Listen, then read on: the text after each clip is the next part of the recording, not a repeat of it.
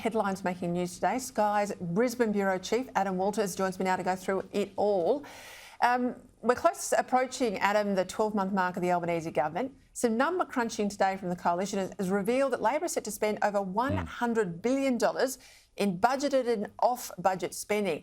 A whole raft of things, $15 million for the National Construction Fund, $15 billion, $10 billion for this housing fund.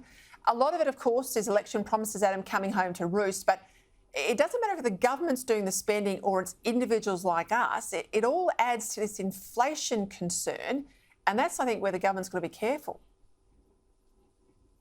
And those concerns have been expressed all the time by the Treasurer, Jim Chalmers. But today we had Finance Minister Katie Gallagher not wearing a word of the criticism over Labor's spending, accusing Senator Andrew Bragg of having a hide to lecture the government. She said he was a member of a government that was infamous for rorts, waste and economic mismanagement. She kept going, blaming high inflation on the Morrison government's failure to invest in key economic areas such as energy and housing. Senator Bragg says the Albanese government was showing fiscal irresponsibility, allocating $26.5 billion into funds he described as off-budget, and that this was compounding the cost of living pressures, Peter. Well, let's go to a poll. The news polls are thick and fast at the moment. This one out quite telling, 56-44 to Labor. Not unsurprisingly that Labor's in front, but it's this almost 4% swing to Labor.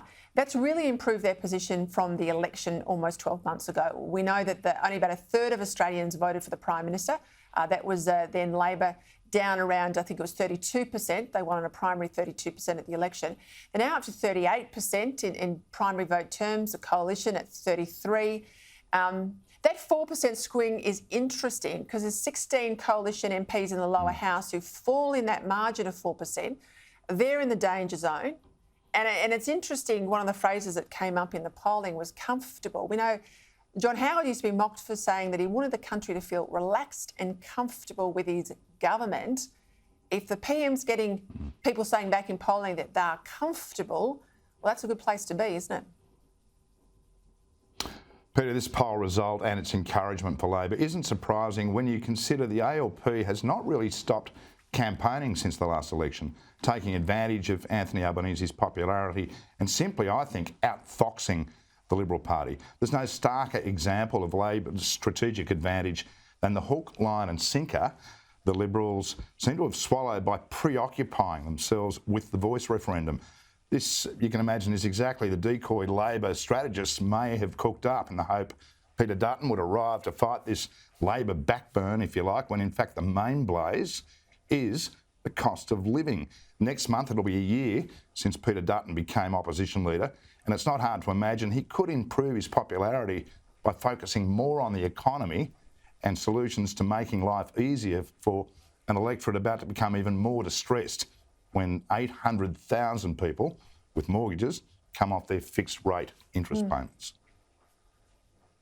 Yeah, I think that's true though. But I watched Question Time, Adam, and you can see that the front of the pack in Question Time, the opposition do run on cost of living. I mean, they don't have the megaphone of the government though, and they also don't have the numbers in the parliament. That's right. There's not a lot they can do about it.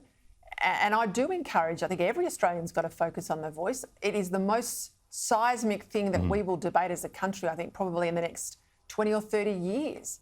And if Labor gets up this voice... Absolutely. I mean, it's not detracting from its importance, Peter. And we're not going to recognise our country if that all heads that way. Housing. They say it's the great Aussie dream, but a new Resolve poll out today that 9 newspapers say that 2/3 of young Australians say we're never going to be able to buy a home. The poll revealed that 63% of low-income earners, 54% of those with modest middle incomes, say they reckon they're going to be shut out of the market altogether. Now, I am sympathetic. I'm not a boomer. I didn't get it as easy as perhaps my parents might have. But when I bought a first home, it wasn't easy then. I didn't have overseas holidays. I had a whole lot of second-hand furniture. I certainly didn't have Uber Eats or anything like that, Adam. I don't know. I don't think it's ever been easy to buy a home, has it? Never has been. When I first set out to buy a house in Sydney, Peter, and young people are sick of hearing this, I know my daughter is, but interest rates were 17%. I mean, my first trip overseas, I think, was 4 days in Hawaii, and we didn't sleep because we figured that if we didn't sleep, we could basically maximise the value of such a trip. So, anyway, but this is a snapshot of despair, there's no doubt about it, with 66% of those surveyed agreeing the great Aussie dream has become a pipe dream. An entire generation must now be thinking of new ways to generate wealth and must question whether having a mortgage in one of the world's most expensive housing markets is a dream after all. They'll be witnessing, if they haven't already, the stress on family budgets and relationships caused by rising interest rates, and really starting to wonder whether the shackles of a mortgage are actually worth all the pain. If those priced out of the market do find other ways to measure their success, maybe day-to-day happiness won't be so elusive after all. But the catch-22, of course, remains that renting is not necessarily an attractive option when you consider all those housing investors are passing on the interest rate rises to their tenants. You can see why many younger Australians will be forced to wait for an inheritance to finally get ahead.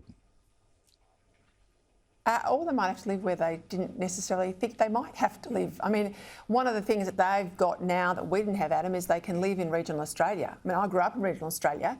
I would never have been able to get a job in regional Australia. Had to move for work, move for uni. So this is an opportunity, I guess, with young people now. They have more flexibility in being able to work from home or work remotely, at least for part of the time. So they've got more geography, I think, to spread themselves out than perhaps we might have had. Hey, House of Reps. People might argue at home that we've already got enough MPs, we certainly don't need any more. But there's a lot of talk today that there could be an expansion of the House of Reps. And this is because as the population has increased, if you go back to Federation in 1901, our current MPs have triple the number of constituents in the electorate. So they're close to nearly 170,000, I think it is.